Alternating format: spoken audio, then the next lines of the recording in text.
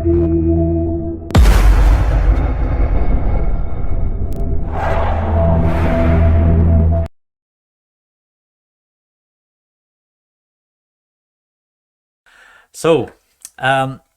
without further ado, let's get down and get into the first part of reflective practice tonight.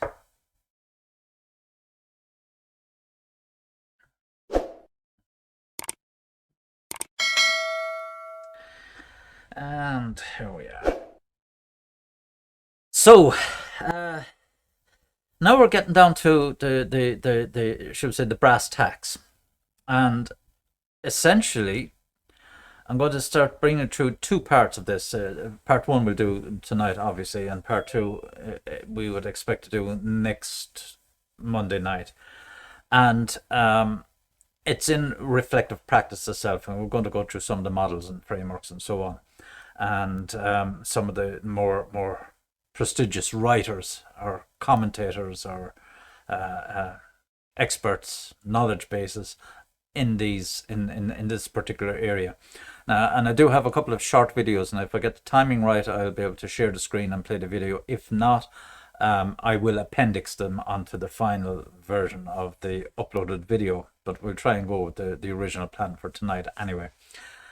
So, and after following that, then the remaining lectures on this, then we'll look at action learning and its importance, and it's the logical progression from reflective practice, and they're very much how do you say symbiotic in terms of our approaches and how we do things, and the concept of action learning and reflection in action. So you'll start to see this all coming together.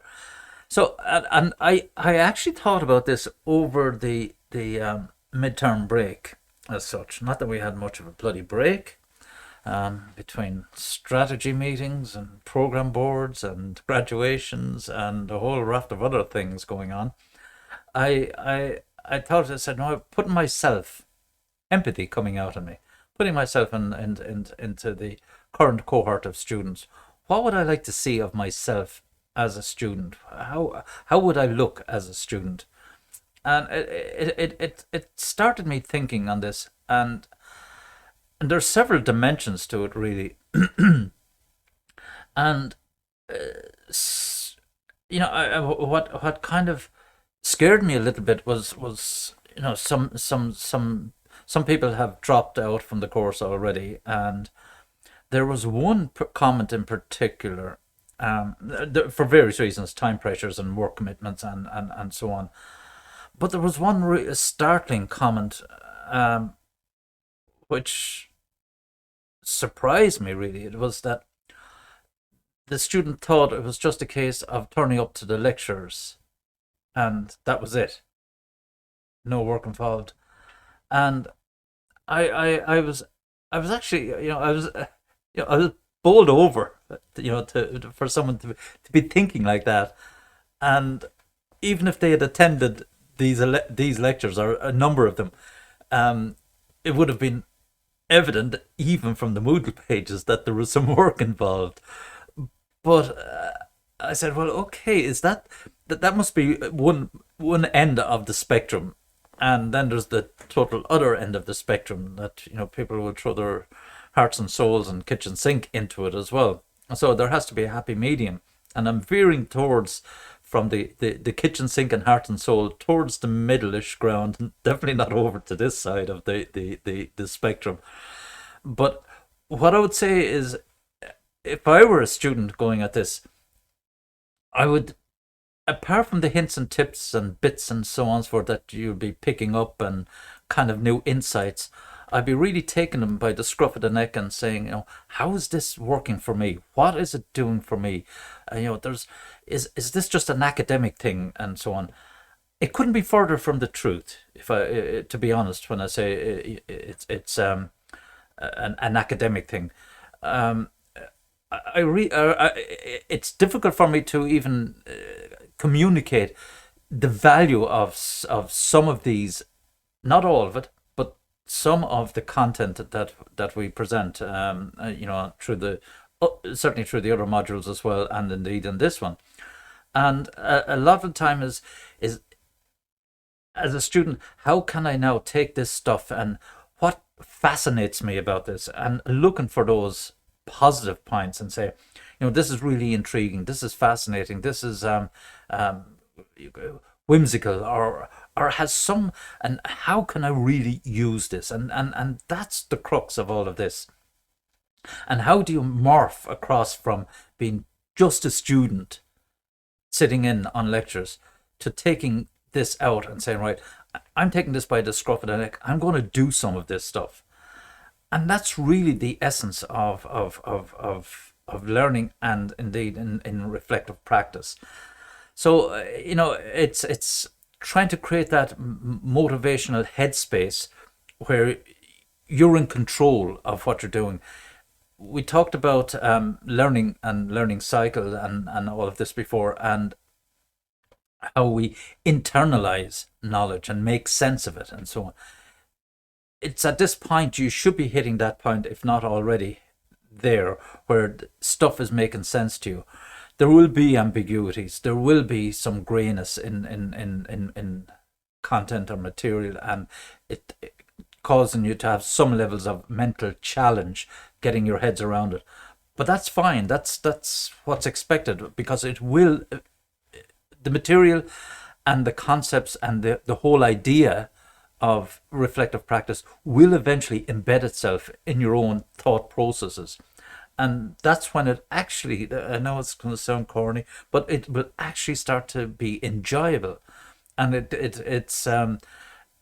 takes up a little bit more headspace, but by virtue of that, it declutters the head by the same token. So we become a little bit more focused, and we begin to get things done more effectively. So there are a lot of, should I say, side effects to this type of thinking and the way we operate and so on.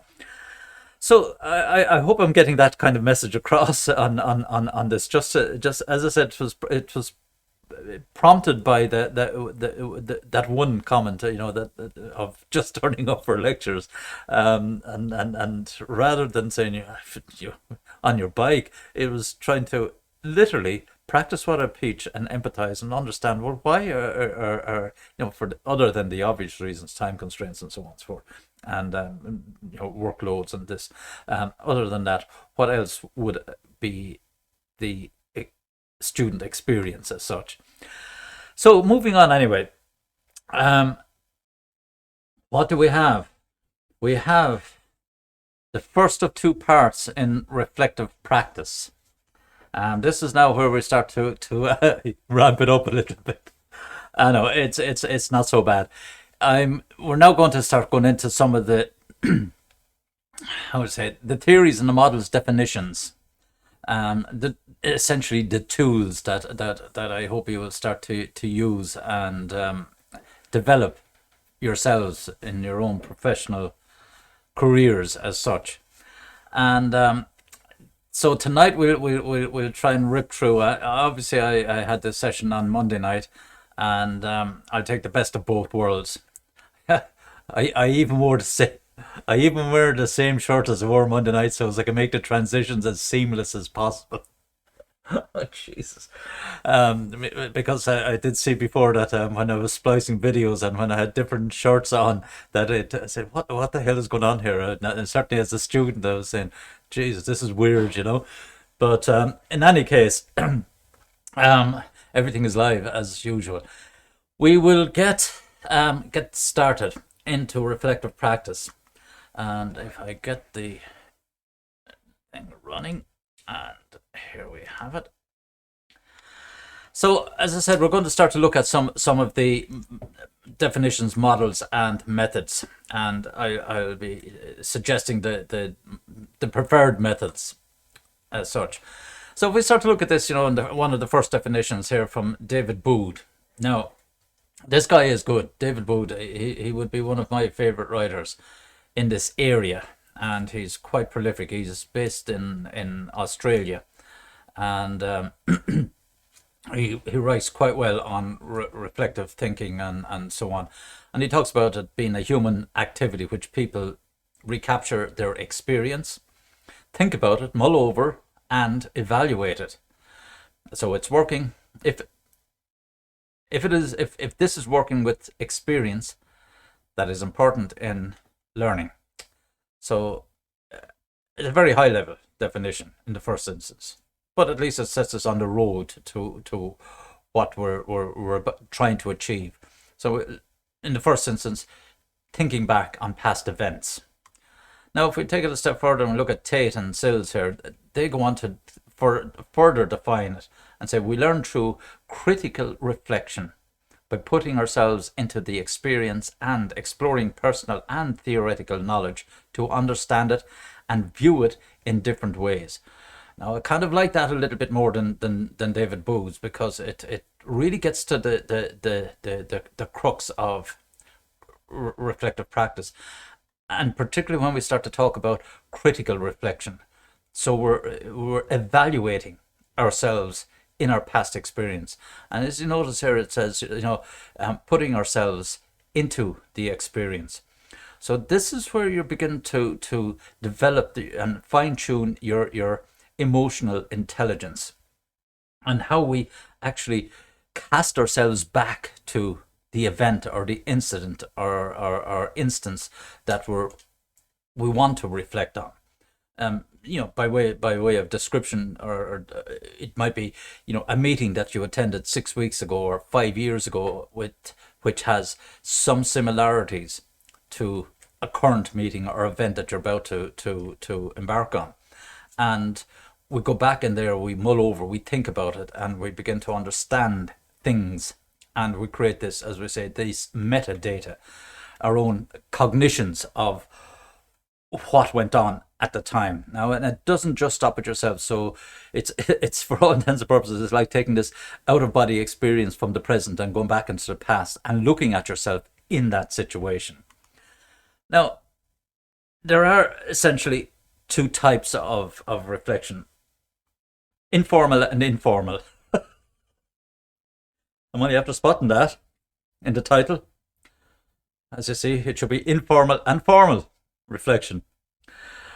So, as we say, it involves self-questioning in the informal format and develops our awareness of our assumptions. So we begin to, through the critical reflective element of the past experience, this is the development of our awareness of our assumptions. So we know there's something going on in that past event.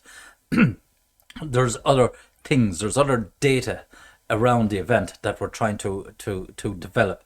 And when we go more towards the formal side of it, and this is the whole, should we say, objective of this module in many respects, is to put some structure and form onto the way you reflect. So then we draw on research and theory. So we look at the models and we try to take those past experiences, past events, and fit them to a model and put structure around it. Now we'll see these models coming up, and you'll see what I mean when we talk about this. And they provide the guidance for practice. So we begin to develop our own methodology using these models to revert back, take the learnings or take the elements of that reflecting instant and put structure onto it, and enable us to get more information about what was going on at the time. And what I'm alluding to really is this, the emotions inside there. And when we become more immersed into the reflective instance, and we see ourselves inside there, we begin to pick up others, and we begin to pick up. It's almost like being in the live situation. You'll start to recognize patterns and responses. So in other words, your emotional intelligence is picking up on stuff that you might not have picked up on at the first time you were in that situation. So you begin to say, oh, let's look at this thing. And it's almost as if you freeze framed that situation and you got out and you walked around. You've often seen that in kind of films as such, where people have this kind of I'd say this out of body, and they walk around to see themselves and to see others and see how they're interacting. It's almost like that when you're developing it through a structured format. I mean, the structure would be enabling the freeze frame and enabling yourself to be able to get out and move around. That's putting structure onto it. Otherwise, it just becomes chaos and becomes muddled, and you miss stuff. So when you're actually out, when you've had that freeze frame type of situation, and you'll get out, you can actually look, and you can stand behind the person that's looking at you and see what they're seeing. Similarly, you can probably look at these other, if two people are talking, and you can see, you might pick up stuff that they're, how they're interacting towards you or not. So it becomes extremely valuable, and the mind is extremely powerful like that. So if we take it on, so we have these models that help us to structure our reflective thought processes. And one of them is, one of the first ones to come back into 1938, this guy called Dewey. And he talks about these 5 stages. So we identify the problem that's perplexing and felt. Okay? They're even then they were beginning to talk about emotions. So we observe and refine the identical problem, or the identified problem, to create a fuller understanding. So again, it's this immersive element of the past experience that we're using. So we observe and refine the identified problem to create a fuller. So we isolate everything else that's going on. I mean, there could have been dozens of things going on at that instant in time, whether it's just 5 months ago, 10 months ago, whatever. But you just want that element of the meeting, or the conflict, or the situation, or the problem you're trying to solve. You just want that data. So we obscure, we fade away everything else. So if I continue with that analogy of the freeze frame, it's as if you put a cordon or a blanket around it, around that instant, and nothing else can contaminate that particular thought process. Now that can be difficult to achieve, because by our very nature, stuff jumps into our mind. If you ever try to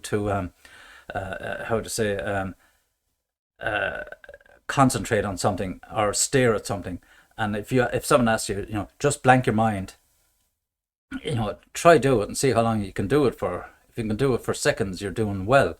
Because invariably stuff kicks into our head and triggers thoughts again, and then you say, oh, no, I'm supposed to be concentrating and thinking of blank, so we think of blank space or whatever it is to try and keep focused. In the same manner, when we go back onto these things, we try to shroud the instant and avoid this cross-contamination from other events that might be tangential. It could be inside in the same building or inside in the same company, and you could have been in a meeting room and you don't want to have, and people passing the window. You want to try and obscure all of that and just deal with the people and the instance itself.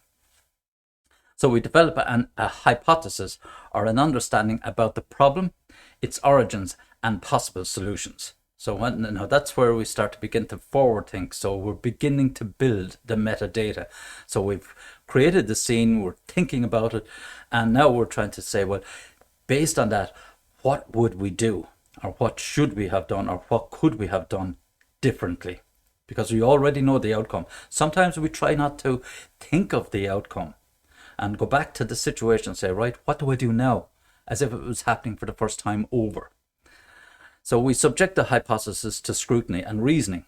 So when we think of the solution, that based on what we evidenced in the event, without prejudging the solution based on, and that's the wrong word, without trying to use the actual outcome, try to make sense of what's happened there and what we think should be the outcome.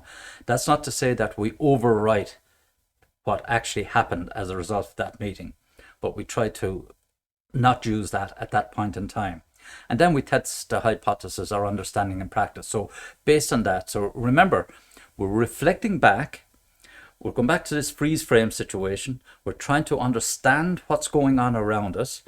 We don't want to use the outcome that actually happened from that meeting, and we say, right, now we now see this from a different perspective, and we've picked up on other data. We've created this metaverse for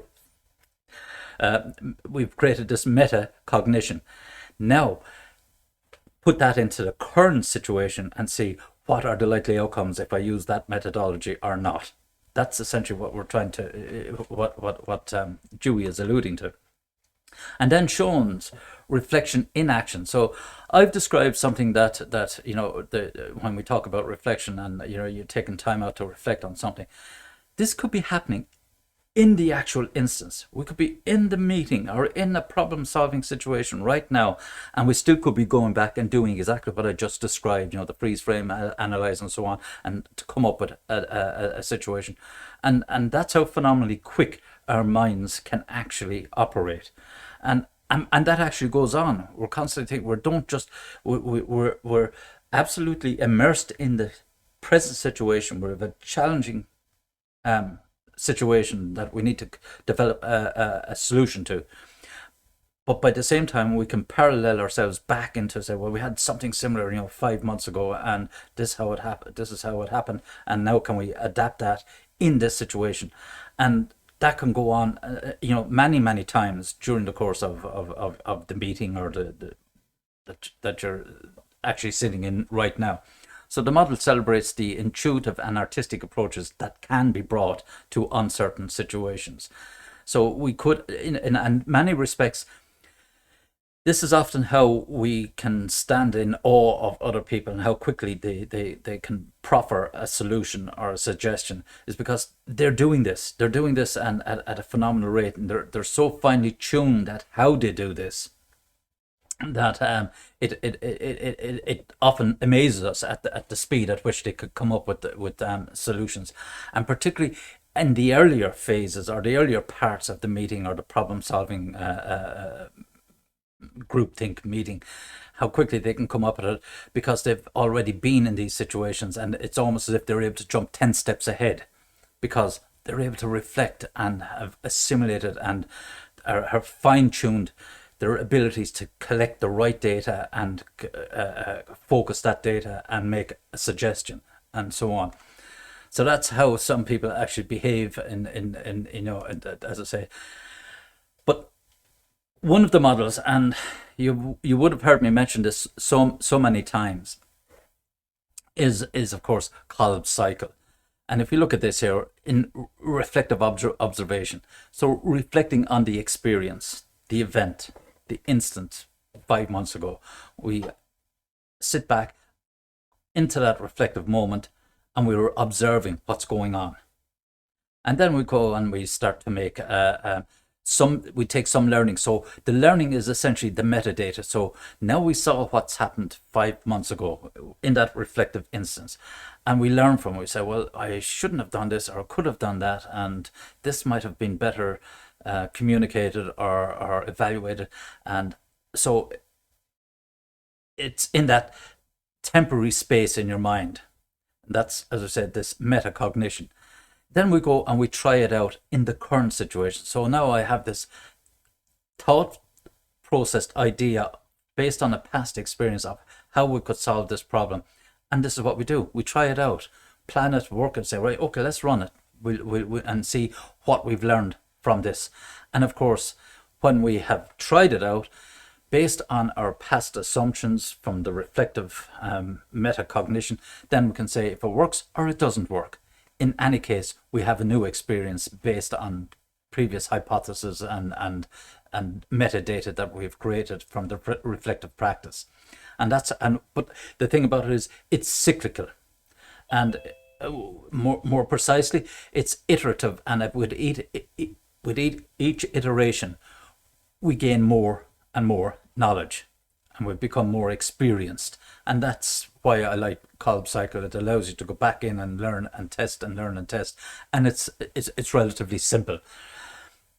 As I said, no need to make it complex. And here's just the brief explanation of the concrete experience, which ultimately is the event itself that you're in. And then when we look at the reflective, consider what has happened from a variety of perspectives, your own feelings, the groups and individuals, students or persons' views. So when we go back in that reflective, we begin and sticking with this analogy of the freeze frame, we're outside and we're looking at all the characters, the actors in the situation, and we're picking up. Now, of course, using the freeze frame is probably a little bit too restrictive. If we can, for example, imagine it slow motion moving forward, and you're able to step out of the way and see how the actors are working, and we're beginning to gather more and more data at a more rapid rate. It's it's like if you look at a still picture, it'll give you so much information, but if you see movement, then it can tell you a lot more. That's the kind of thing we're looking at here, or trying to how to say, articulate or make explicit. And then the abstracts and conceptualizations. This is the repackaging of the process of your reflections into a theoretical understanding. Use the theory to analyze the event. So this repackaging is the additional information that we would have gotten from the reflective event, and the metadata that we've created from that, that's now repackaged to suit or fit the current event before we actually go and test it out. We go and do then with the test armed with the new understanding, do it again differently this time. So it might be it's how to say oh, Jesus, it's actually happening right now.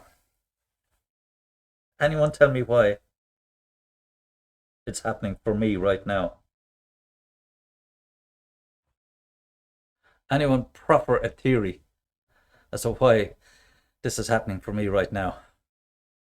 You're reflecting on a time when you thought this Kolb cycle and how it impacted the students or the learners at the time, and you're trying to shift or change something in how you give us the information. Um, No. yes, yes, you're actually spot on. When I listen to the words you're saying very carefully, I did this Monday night, but I never mentioned anything about freeze framing and getting out and looking around, because I was thinking about what I was saying Monday night. First of all, I never give the same lecture twice. There are always different elements and anecdotes. By virtue of me talking about Monday night, it's already different. It's like one of these science fiction movies where the two timelines. If you go back in history, you change the timeline, and two places can't occupy the same space at the same time, and all this sort of stuff. But it's exactly like that.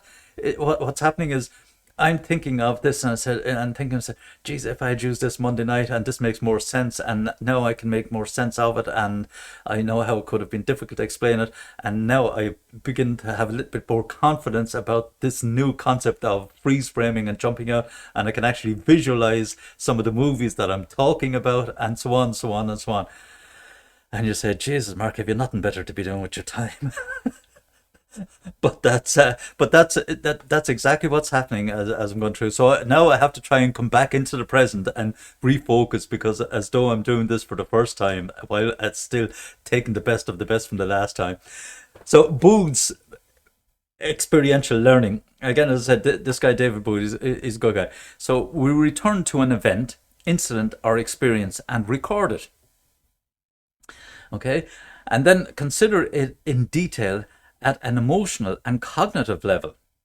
And then we reevaluate the event in the light of experience, knowledge, and experimentation, and seek to understand the meaning of the experience itself. So this is our inquisitive analysis of what went on previously, and try to look at it from the different perspectives, the critical part of the thinking or the reflection. And then plan for what you might change about the way you did what you did.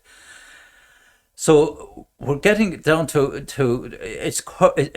we're touching all the bases of effective reflective practice, and they're all bringing in elements into this. I mean, they wouldn't be academics if they didn't. They all want to have their own unique selling proposition of their theory and so on, but essentially they're all saying the same thing. If you strip them away and reflect on what they're saying, they're all essentially saying the same thing, and all recognizing emotion. And I've explained why that's critical, and we will come back to it again. Now, I don't need to go back through all this again, but Boo did just expand on his four stages, and as you can see down here, if you look down towards the end there, this guy Johns in 1995 added, "How do I feel about this experience? Could I have dealt better with the situation, and what have I learned from the experience?" So again, emotion coming in here. If you go back up here, where's it? Work with the positive outcomes. So of course, and acknowledge negative feelings, but don't let them form a barrier. So again, we're trying to. This is the shrouding or the closing off of all of these possible outcomes, and looking for the best positive outcome, or a selection of the best positive outcomes, because we're critically reflecting on the event itself. And that's the important point, because if you look for the negative outcome, or you allow that to dominate, well, then you'll get stuck, and you'll have wasted time. You'll have certainly wasted headspace. So you're constantly looking for a way out, rather than let the whole thing collapse in on itself. And if we go on now, here's this guy Johns. Now he goes through 10 C's, as he calls them, 10 stages: commitment, contradiction, conflict, challenge, catharsis, creation, connection, caring, congruence, and constructing. And guess what? I'm not going to explain much of this or do anything of it. I don't think I did much the other night. I might have.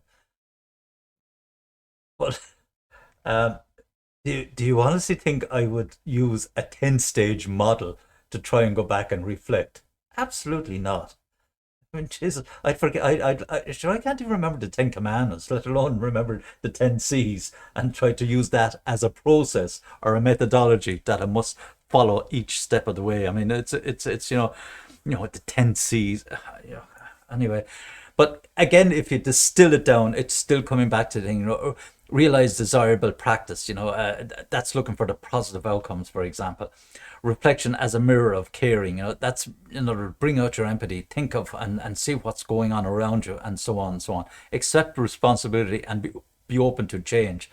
I mean, some of this stuff is a kind of a throwaway, when we're talking about commitment to reflection. So, hence, I wouldn't be doing justice if I didn't mention it. But I'm quite sure that when you're doing your reflective report, that you're not going to be using his model to go back over events. But nevertheless, it's a model. It's a model. And here's now this I would classify as my co-favorite or slightly second favorite model, and this is Gibbs, and he just goes through 5 cycles. Again, you see, he's bringing in feeling into it here: evaluation, analysis, conclusion, and an action plan, and then the concrete experience, or getting it done, description. Describe what the event is. It's probably a little bit more. If I was starting out, like your good selves, in reflective practice, I would probably start using this model, because immediately he's asking you to describe the event itself. What was the thing? How did you feel about it at the time? And evaluate what was the good and bad about the experience. Now, I've already said, try and avoid the negatives, but about the experience, I'm not talking about the outcomes. We're not looking for negative outcomes. We're looking for about the experience or the situation, what was good and what was bad about it, so as we can at least cut out the bad and focus more on the good. And then analyzes, what sense can you make of the situation? So as we begin to take the freeze frame situation, analyze the data, move it on frame by frame, and start to find out what the positive elements were and how we were feeling at the time, what brought you up and what brought you down, your enthusiasm, your motivation, someone pulled a chair from underneath you and the argument collapsed, or how did you recover from that and eventually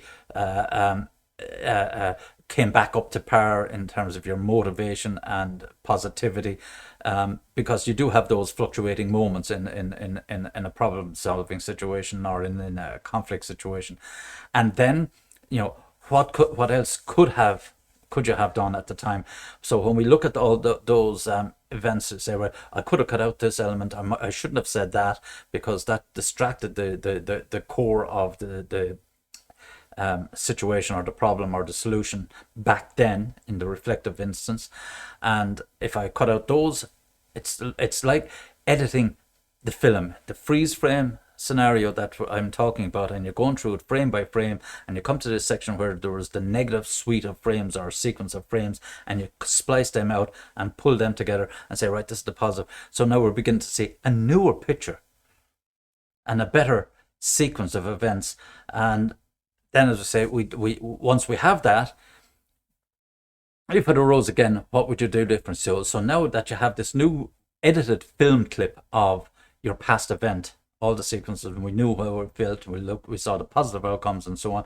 Now, armed with that, could you now morph that into today's situation or into the current a situation or event that you're the current meeting that you're in?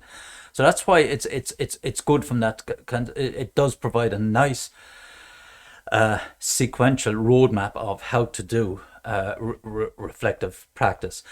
And for that reason, that's why I say I like it as my giant or almost giant favorite reflective process.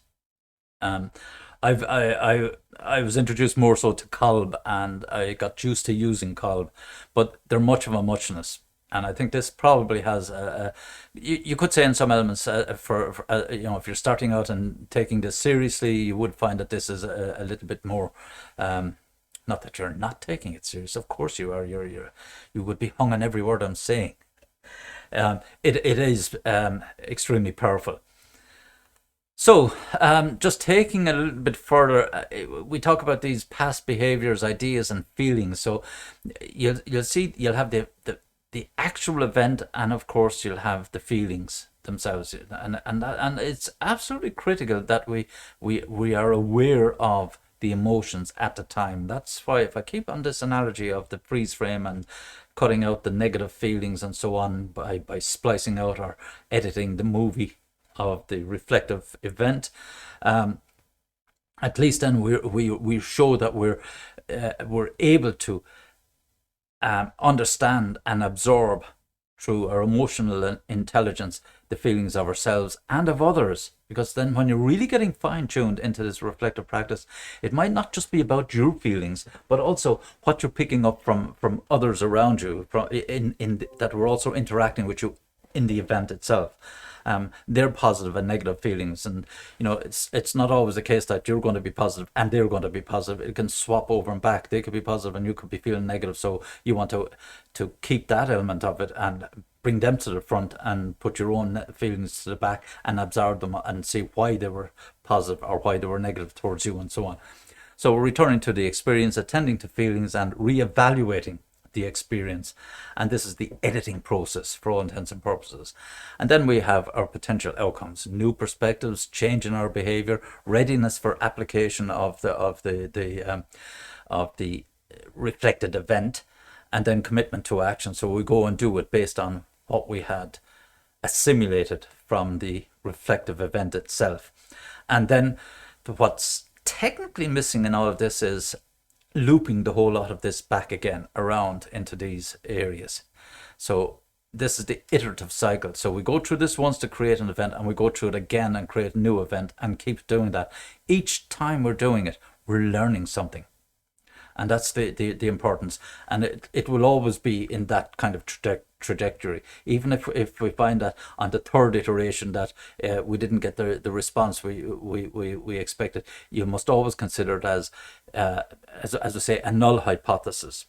So you have a hypothesis that you want to test, and sometimes you want to test the negative. In either case, you're going to have an outcome. And that outcome is always adding to the experience, whether it is negative or positive. So moving on, we have the barriers that are often associated with effective reflection. And again, Kolb comes back to us and tells us, sees that It says that to reflect effectively on your experience, you should actively set aside part of your working day to reflect and analyze. And that's the first barrier, literally finding the me time. Now, as I might have said so many times before, and I've lost count now at this stage, but I reflect. There are three possibilities, generally speaking. There are more, but generally speaking, I try to have either my hour and a quarter or so, or an hour, 55 minutes up to Athlone, and hour and 15 minutes back from Athlone.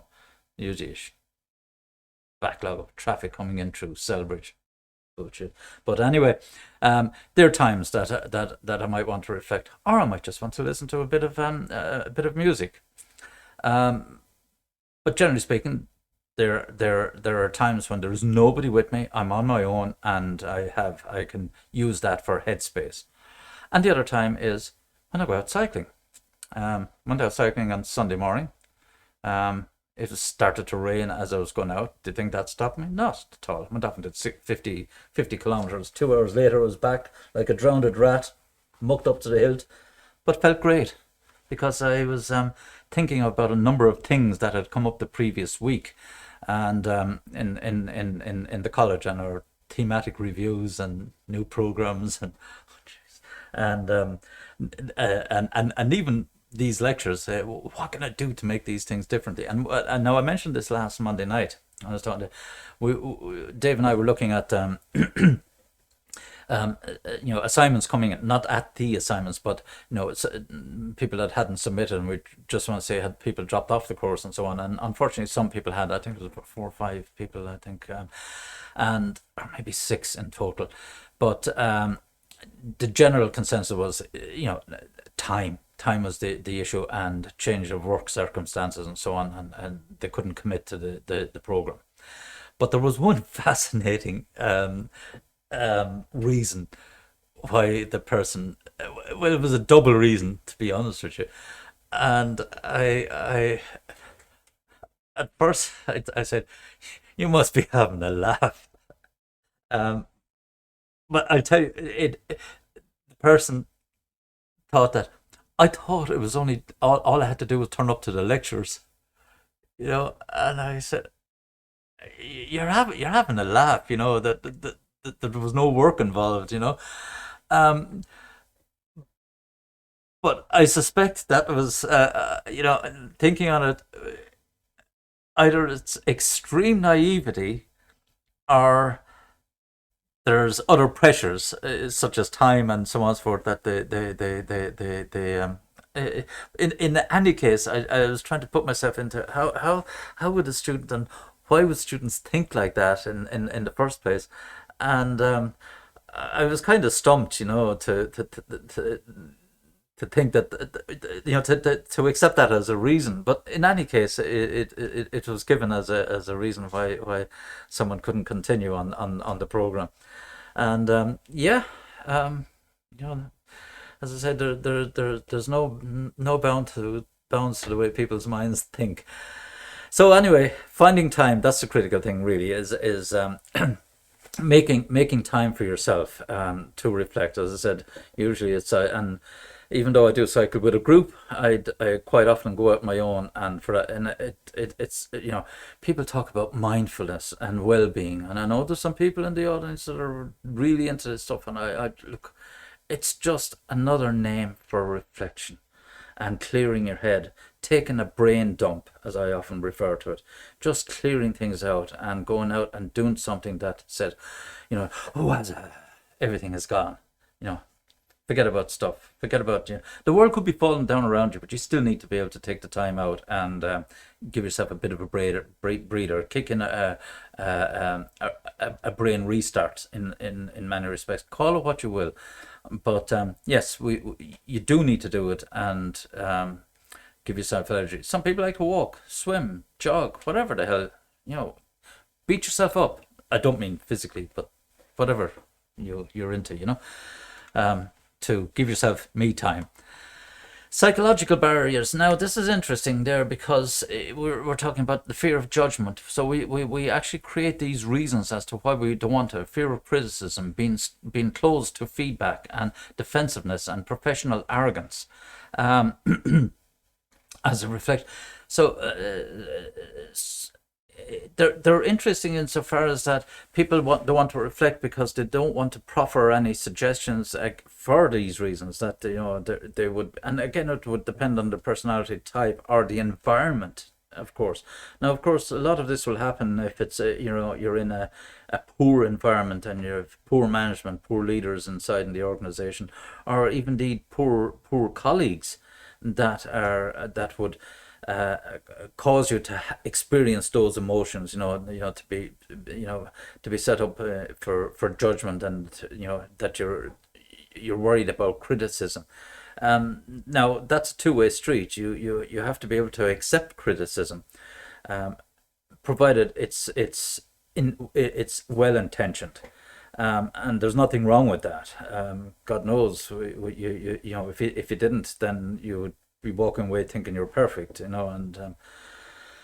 I've never had that experience. So it's you have to take the criticism, and take it as a learning experience. Professional arrogance.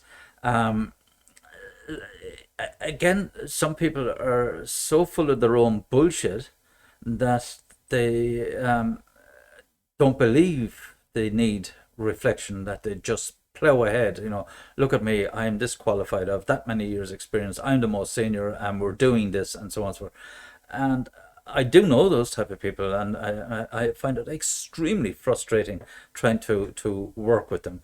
But nevertheless, you remember when I was talking about the leadership skills, and I said, confidence, being one of them. You have to have a level of confidence, but don't cross the line. Cross the line, and you're into arrogance. And you really need to know those boundaries about yourself. How will you know that? Is you'll know it when you're dealing with people and interacting with people, and the way you say things and so on. Sometimes you could almost feel yourself blush because, oh geez, I shouldn't have said that, and that'll sound wrong, or so on and so forth. But you can, and why do we know? Because we're reflecting in action, and we know that it came out the wrong way, and it's how quickly you can recover from something like that. That's their higher ordinate emotional intelligence levels, but because you're aware of what you're saying. But some people just plow ahead regardless, and unfortunately you will get that, in all walks of life. It's not you probably one of the, and I hope the guys don't take me wrongly on this one. Probably in earlier years of the army, and pre 2000 and so on, maybe, but you would have that in there, because do as I say, end of kind of thing. Now, of course, that's still that you would still have that in private business as well, but it's one area or one facet or industry, if you want to call it that would have that, the how to say, the hierarchy of position inside the army. Bridges to reflection. So what helps us to work effectively, or develop good reflective practice? Well, non-judgmental support in being one of the examples here. So having a good mentor, or a manager, and ideally someone that's highly reflective themselves, and certainly when they're able to impart their processes, or why they do the way they think, or why they think the way they think, and trying to encourage you to adapt, not copy, but to adapt their approaches, perhaps. And fortunately, you do have those type of environments where people are confident enough in themselves that they're able to share their knowledge and their experience and the way they've arrived at what they're doing, or how they've gotten to where they are today, and so on. Feeling safe enough, or we may use expedient learning and do what we expect will get us through. So feeling safe enough. So again, in the environment, essentially that where you're allowed to make a mistake or two, well, one big one and maybe one small one, but at least you're not going to get crucified for it or fired. A role model, so again, it kind of relates back up to the top one, non-judgmental support, but a mentor who reflects on their own practice. And that's I've kind of doubled up on that there when I talked about the mentor, someone who helps you or shows you or tells you how they go through the process, how they got to where they are today. Knowledge of as many methods as possible. So we've shown you a few methods tonight. All bar John's 10 C's, but at least you have a few methods that will help you to that you know about, and you find one that you become comfortable with. As I said, my only suggestion would be using Gibbs as a starting point. You probably morph into Kolb, or you might modify Gibbs to your own end. Whatever works is the point about it, because processes aren't meant to be written in stone. You have to adapt to the environment as such. So as many opportunities as possible for engaging reflection, for instance, if you're in pairs or in groups and so on, so when you're problem solving, taking some time out as a group, let's say let's stop and think about this for a second, take a coffee break or take a walk around the building or whatever, having that, and as long as everyone's kind of on the same page and say, let's all go up in our different directions and reconvene and come back in again. And it's amazing how numbers of people can come back in with fresh ideas, so to speak, and then creating the time and energy. That's the big one. It's not just about the time, but the energy, I suppose, is another way of saying having the being in the right emotional state to want to do it.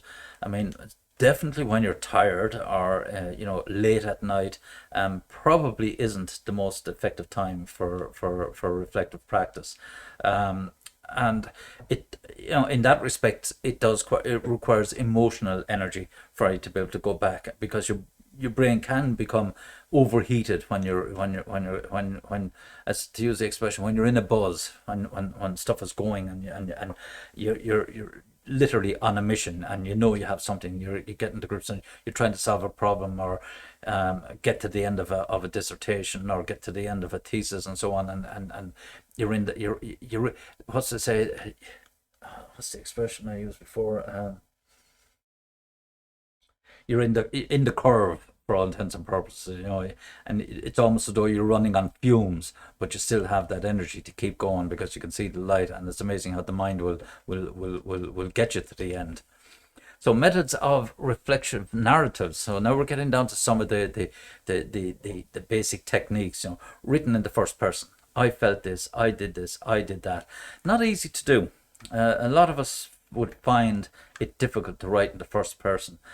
And it's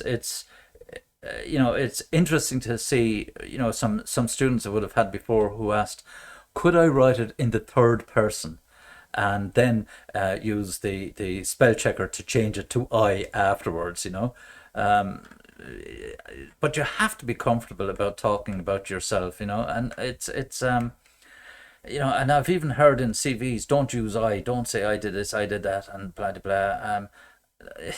Really? It's bullshit. Who else are you going to talk? Well, except for yesterday. Lord Jesus, help me. My PhD student, she was submitting an application for grant funding from the Irish Research Council.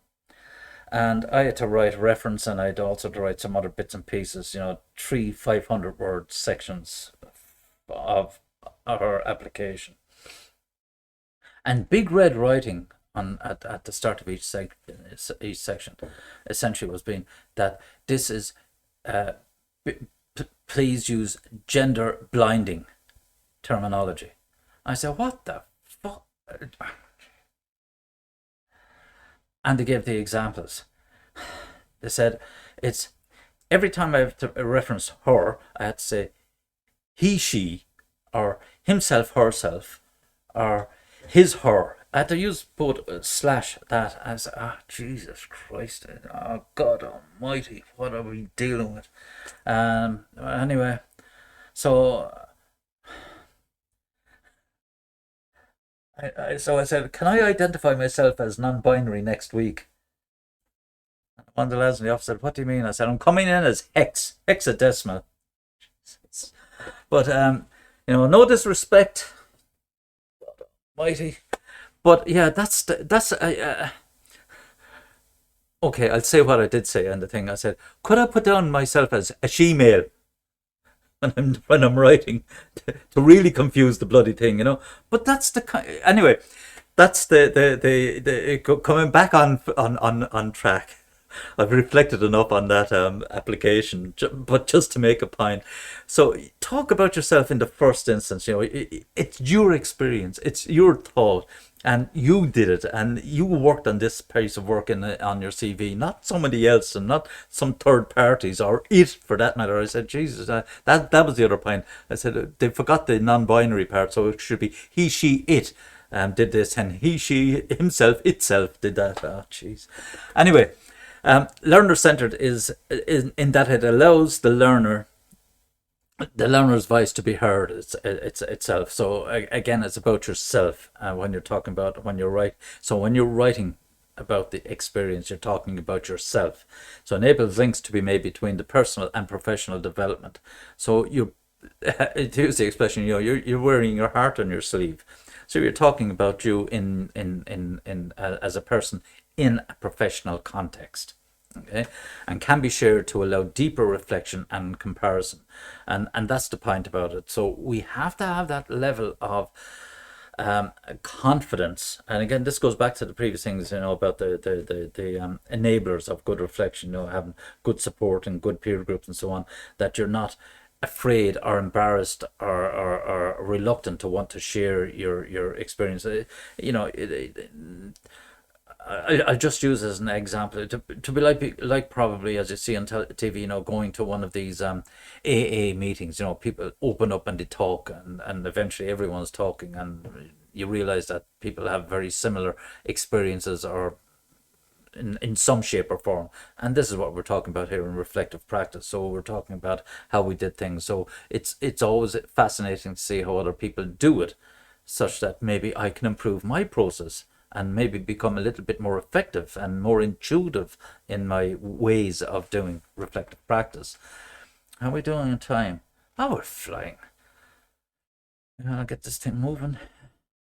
If I don't go off on any rants, we'll be fine. So we have one of the techniques we have would be a reflective journal, which focuses on your reaction to the event or the experience, the different ways that you might look at it, how the experience links with other experiences. Now that's an interesting one.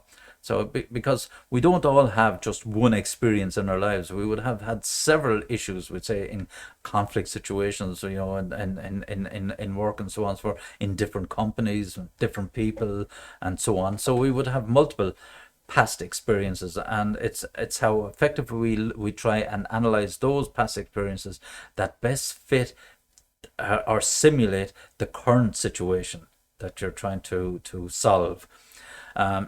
Or indeed look at a number of them, and probably for argument's sake take the best 3 past experiences and the outcomes of those and fit them to the current situation, if you're still on the same page as me. So how can you understand the experience in the light of theory? So when we put structure around it, what does this help us do? So if you take Gibbs cycle, you go through the 5 steps. So now overlay the past experience with Gibbs cycle and say, right, I did this, and this is how it is. So you actually extract more from the past reflective instance, because you're stepping through the process. As I said, if you keep sticking with the analogy of the freeze frame, and you move forward a couple of frames at a time, and you're testing, you might go back 1 or 2 frames and then move forward and forward again, and then take the negative bits, splice that out and map the two of those, then come back, replay it, and then look at the whole thing over, back over again. That's what we're saying. We're talking, and that's the iterative cyclical approach of Kolb or Gibbs when we're going through without the actual final experimentation place or putting it into action, because that's yet to come. So what you need to learn, what you have learned in the situation, what you need to learn. So if there's data missing, if there's something, some part of the past reflection that's missing, or the current situation is if it's missing, how do I fill in that gap? And that will be the metadata until you actually do it. Then you have ticked all the boxes and you have a fully fledged experience for all intents and purposes. And then how might you achieve your identified learning goals in this case? So when this is in the context of for example, doing a module. So you set out the steps and what am I trying to learn at the end is what you all have. Most likely, I'm absolutely quite sure, as diligent students, you have all looked at the module descriptor, and you've seen the learning outcomes and what's expected of you.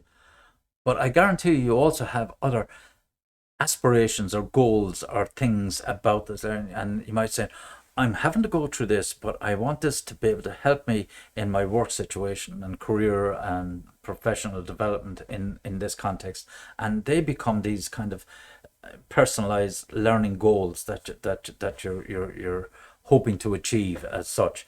So you might have identified those learning goals, you might say, and it's most likely that as you've been going through these modules, the more knowledge you have been assimilating, the finer these goals are, and the more opportunities or different types of goals are emerging for you. So you're already beginning to see yourself as a kind of a different professional. Well, I would hope you are anyway, in some shape or form, however minutely or strongly you might feel about these changes. And that's the whole purpose of learning in a nutshell. So then we look at the methods of reflection of critical incident. So if you take a critical incident, is an incident that in some way significant to the individuals recounting it. So you should record what the situation was, what you did in it, what happened as a result of your actions, and a reflection on the situation or event and the process by which it unfolded. So that's it's quite similar to the last descriptor in that respect, but again, it's how we record it, and it's a kind of more simplified version. It's almost like taking the Kolb's version of the reflective process, looking at the critical. Now, the critical incident probably would be, insofar as it was maybe a deep incident or a profound incident and something that makes it easier for you to reflect on because it stands out. And we all would have those type of situations. Sometimes we have past events that we literally pay no heed on, to use that kind of expression. They're not sticking in our minds as such, but something triggers us and can enable us to go deeper into those bland type events. But certainly if you had a big shouting match at a meeting and so on, that might be considered to be a critical event because it bloody well sticks in your memory. Or you might have lost a head and inside a meeting, and which would be out of character for you. That might be considered to be some kind of a critical event that because it has changed the outcome that you would not normally expect. So the importance of reflection enables us to be conscious of our potential for bias and discrimination, and make the best use of the knowledge available, challenge and develop the existing professional knowledge base, avoid past mistakes, and maximize our own opportunity for learning. So that's essentially what I was saying at the top of the lecture was, when we get into the process and we begin to refine it and refine it, this is where we start to maximize our learning from past experiences, and we begin to do things more effectively, more efficiently, and with deeper and building a deeper reservoir of these reflective events that enables us to dip into them very quickly in situations. That's how, when we see people that are, geez, he thinks on his feet, he's very quick, or she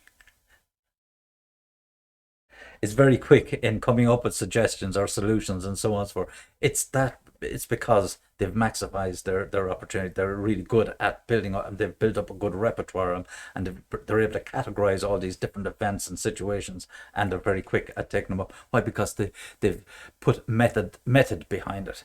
It's not just like throwing a net out there and hoping that you catch a fish. You know that if the fish are in this pond and you throw the net in, not a great analogy, geez. But anyway, throw it in there, you're going to catch fish for sure, you know, and that's the difference between, you know, a good fisherman and a good reflector. Something like that, anyway. Oh, it must be getting late. Geraldine is already rubbing her eyes. Not to worry, we've only 2 slides left. You see, this is why it's important to have cameras on. I have several people with cameras on, so I can see, oh, Jesus, how much more. I see you sometimes think you get lost in the crowd, you see, and start yawning and things. Sorry about that. and you forget to turn off the camera. I'm only joking. No, you're fine. So the importance of reflection is, again, unless we make conscious and systematic efforts to critique our past experiences or our own practices, we will be unaware of how and when we are being discriminatory. So when we don't, when discriminatory in the context of that we're not making good decisions, that we're going with the flow and we're not thinking, and we're not being positive and individual in our contributions. So we will not make use of the knowledge base developed by our own profession, and we will continue to repeat the same mistakes. Our skills will stagnate rather than develop. And that's, if you don't reflect and it just becomes the same old droll day in, day out, and so on, because we all do need some kind of challenges, and despite how hard the environment might be, we need to create this time to reinvigorate ourselves and think, how would we do things differently? And remember, for myself, as I've said to you at the beginning of all of this, not tonight, but at the very start, with all the material that's written around here on this subject matter, it comes down, and you strip away all of the stuff. It comes down to the fundamental 2 questions with one proviso or one addendum to it. And the 2 questions are, what did I do previously? And how can I improve on the way I did what I did previously? That's all. They're the only 2 sentences that enables us to reflect properly. And the addendum, I would say, is also think of your emotions when you're doing that, and that's really effective practice. And it's as I said, it synopsizes all of the stuff we've been talking about tonight in as best a form that I can think of. That's not to say that it's perfect, but I think it pretty ticks all the boxes. As I said, I don't explicitly put the word feeling in there or emotions. I just said, what did I do previously, and how can I improve on the way I did what I did previously? Okay, so they're the mechanics of it, and then add the emotions on it to give it flavor and to give it spice and so on. And that essentially is your reflective practice, condensed methodology. And as I said, for Geraldine's sake, we're now down to just the reference that I've been using here tonight. I will show it to you. Hang on a second. Just let me. Right. This presentation is an introduction to critical thinking and reflective practice. It has been designed to support your self-directed learning from Session 1 and covers the first section in your learning and assessment booklet. The diagram shows the connection and skills required for critical thinking. Critical analysis involves applying rationale and logical thinking, reasoning, to situations or texts you read. You then must analyse the problem or situation. To deconstruct is to actively process and apply rationale and logical thinking, which involves not passive acceptance of what you read and hear, but to question and evaluate, make judgments, find connections, and categorise.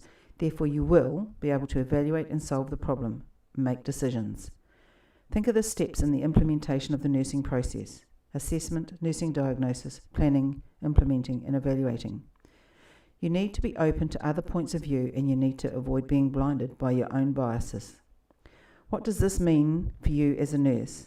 It is vital that a nurse has a critical thinking approach to the provision of nursing care. This includes more than what the nurse does at the bedside. It is equally important for nurses to critically analyse the information from other sources.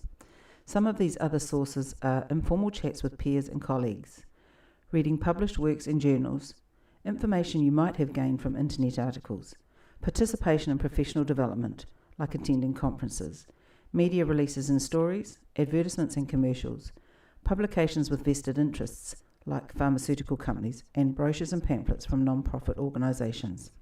Stop and think for a moment. Do you believe every commercial you see on the television? Do you believe what they're saying is true? Hopefully not. It is your responsibility to think independently and question the credibility of sources. Some of the definitions that are in your workbook will be covered next. Metacognition. Look at the poster on metacognition. Metacognition is thinking about learning or knowing about knowing. Look at the flowchart for metacognition. The first step being the question, what do I have to do? Then, what choices or strategies might I use? The next step is, what choices or strategies will I use? Why did I choose those strategies? Finally, how did it work? What will I keep or change next time? Bias. The dictionary definition states a preference or an inclination, especially one that inhibits impartial judgment. A partiality that prevents objective consideration of an issue or situation. It is vital that nurses maintain unbiased attitudes in the workplace. Differentiate. To be different, to differentiate yourself is to maybe dye your hair green, to be able to tell the difference when making decisions and judgment statements, especially when involved in nursing care situation. Contemporary, a modern view, the way things are done today. Attitudes and treatments change over time due to technological advances and past experience. Holistic. I hope you all have this explanation, as it has been discussed many times since you started. Health for the whole body, including physical, spiritual, and mental health. Detrimental, damaging or harmful. The next section is looking at reflection. Reflection is the hallmark of professional practice. You need to read pages 15 to 17 of your learning and assessment booklet. Reflection in practice allows interconnections between abstract theory and concrete experiences, as well as observations, past experiences, and judgment to become accessible to the practitioner when planning nursing care. From a historical perspective, since the 1980s, the development of reflective skills has been widely adopted, especially in best practice professional settings. One of the most important things a nurse can do is look after themselves both physically and psychologically, if they are to care for others effectively. Reflective practice facilitates coping. From a personal perspective, this is different for each of us. It might be done in the form of a daily diary or just a catch-up on the phone with friends. Think about how you personally reflect and make a note of it in your learning and assessment booklet on page 18. From a professional perspective, this is usually more structured. Think about your last 2 clinical placements. You've had meetings with your supervisor and have completed your placement logbooks. These are forms of professional reflection. There are 3 types of reflection. Reflection in action, the ability to reflect not only after an event but during an event or experience. You hear people say, he can think on his feet. This is reflection in action. Structured reflection, systematically working the following steps as appropriate to the situation. What happened? Identifying significant events or incidents. How do you feel? What assumptions, beliefs, customs or values underlie the event? What were the environmental demands? What are the implications for future practice? What was learned? What could be changed? What concepts or assumptions could be challenged? Think about the responses you might get to these questions and how it might be reflected in future planning and how you think about recent experiences. This is what you are doing when you complete your placement logbooks. Informal reflection. Most of us engage in this type of reflective practice without even thinking or knowing about it. When you go and have a coffee with a friend to talk over your day, you talk to a colleague about a difficult patient or a treatment that isn't working. Thinking over the day's events on the way home. Complete the activity on page 18 in your learning assessment booklet. Now we have had a rushed overview of reflection. Complete the activities in your learning and assessment booklet. These are on page 18 to 20. There will be time in our next classroom session for you to ask any questions. Make sure you jot these down as they occur to you, as the next session isn't for quite some time. There will be a PowerPoint presentation for you to print off, which includes some of this information. You might wish to access this and print it off for your own learning. Now, stop sharing. Now I'm back into the land of the living. So as you probably noticed through that, there was You're on mute, Mark, I think. Oh. Sorry about that. As I said, back to the land of the living. But you probably would have recognized some of the key points that are reinforced there. And again, that was in the nursing practice. Australians, again, they're ahead of the curve and all this stuff. Well, kind of. I was saying to the class on Monday night that I didn't know it at the time, but when I was doing my studies in cost and management accounting, and I was finished in college. They only taught professional 1 and 2 or foundations 1 and 2 in Waterford RTC at the time. And I went working with Clover Meats, and when I was obviously I had to still be registered with the cost and management accountants in the UK. They sent me out a folder, and it was exactly a reflective folder. I had to describe the types of work I was doing, the various kind of costing techniques and methods that I was using. And those, because I was working in Clover Meats at the time, it was really advanced accounting. They were using yield accounting and yield costing, which is it varies, it can vary quite a bit. But it was essentially, for all intents and purposes, it was a reflective diary that I was keeping. But at 21 years of age, I didn't realize, what I was doing. The last thing I was thinking about was reflective practice, to be honest with you. But in any case, it's been around, and a lot of professions have that, and really scientists do it. A good scientist keeps good notes and so on, and they go back and they look at those notes and they think about what they were doing at the time and what they do differently now. So that's essentially it, folks. There's quite a bit. We do have part 2 next week, and then I believe anyway it's been confirmed that we're online on the 13th, Monday the 13th. I think Dave may have been in contact with you all by now, and I think probably what I will be doing then, I do have a diagram on biases.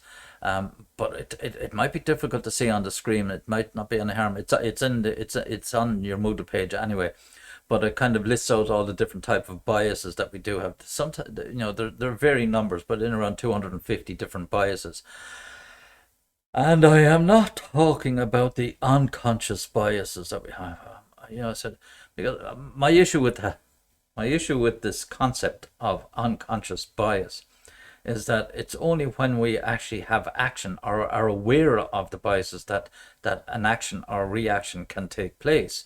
Now, if it's unconscious bias, then we're not consciously taking place or taking action and so on. So it becomes a little bit of it's like strategy. It changes with the wind, and you can keep talking about it and it doesn't make sense. It's only when we operationalize things that we can actually see and have some tangibility of what's actually happening. But anyway, that's just my opinion. Some psychologists would not agree with me, but then again, I'm old enough to say I don't care. It works for me. But what else was I going to say? Yeah, so on the 13th anyway, we'll probably be using that to we'll cover some material and most likely go through to the should we say the assignment, the final assignment, and how we go about it, what's required, and so on. And similarly, as I said on the Monday night, you know, the very mention of going through assignments is to drum up attendance. You know, it's like my daytime students. The minute you say you're going to talk about exams, attendance begins to shoot up. But anyway, not to worry, not to worry. It'll be recorded because it's online, obviously, like this, you know. So anyway, folks, I'm not going to hold you any longer tonight. I'll start packaging this now. I have a hell of a lot of work now between this and Monday night session to try and come up with the yeah, as I said, this might have actually been the better one of the two. Any questions, comments, insults, or jokes even now at this stage? No?